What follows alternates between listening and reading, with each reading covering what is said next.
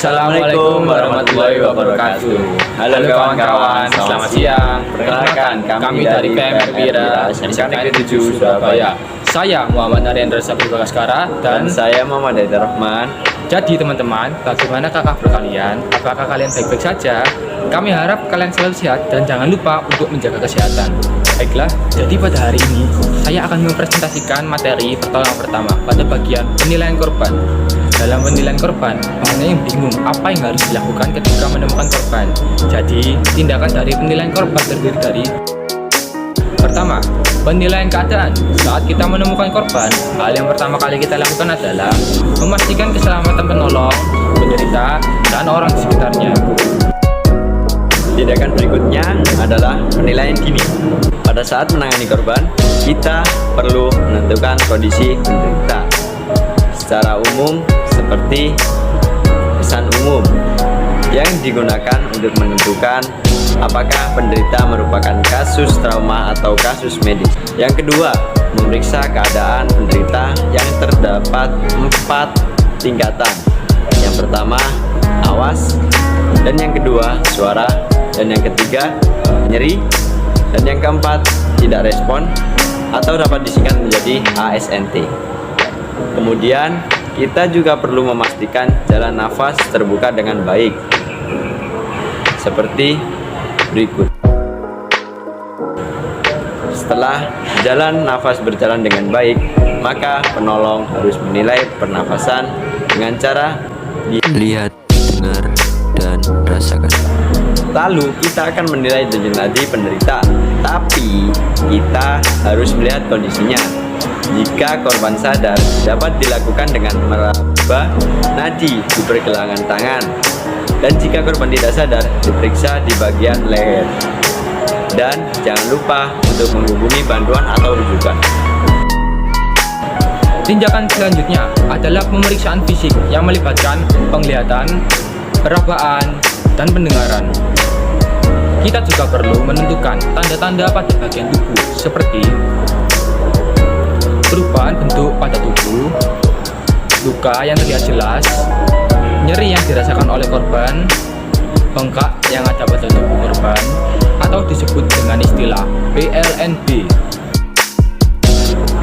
Setelah itu, kita perlu memeriksa denyut nadi korban dengan cara: yang pertama, pasien berbaring atau duduk dengan tenang. Raba nadi dengan telunjuk dan jari tengah. Tekan sampai nadi teraba, lalu hitung denyut nadi selama 15 detik dan hasilnya dikalikan 4. Jadi saya akan mempraktekkan cara untuk memeriksa denyut nadi korban. Pertama, kita akan membaringkan pasien di kasur atau buatnya duduk. Kemudian kita akan merasakan jari tengah dan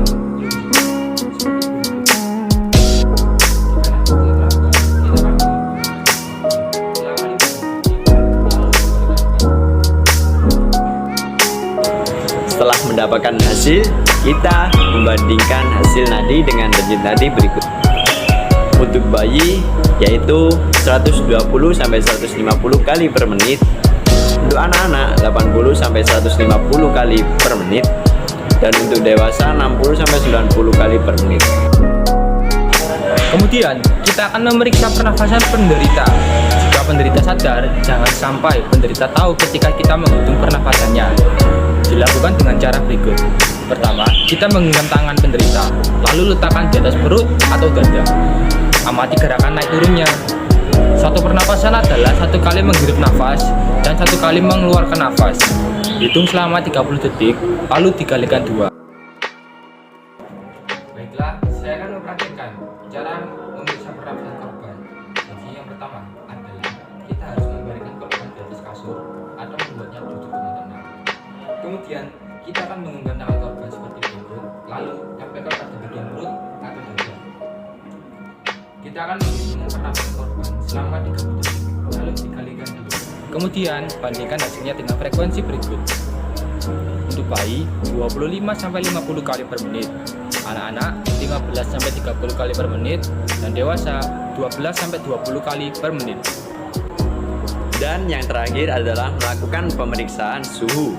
Untuk suhu normal adalah 37 derajat. Kemudian riwayat penderita yang berisi kompak, yaitu jangka keluhan utama, O. Obat-obatan yang diminum, M. Makanan atau minuman terakhir, P. Penyakit yang diderita, A. Alergi yang dialami, K. Kejadian yang terjadi. Lakukan pemeriksaan berkala dan setelah menangani penderita, laporkan secara singkat dan jelas kepada penolong selanjutnya. Sekian dari kami, mohon maaf jika ada salah kata, dan semoga materi yang kita sampaikan dapat bermanfaat bagi kawan-kawan. Izinkan kami undur diri.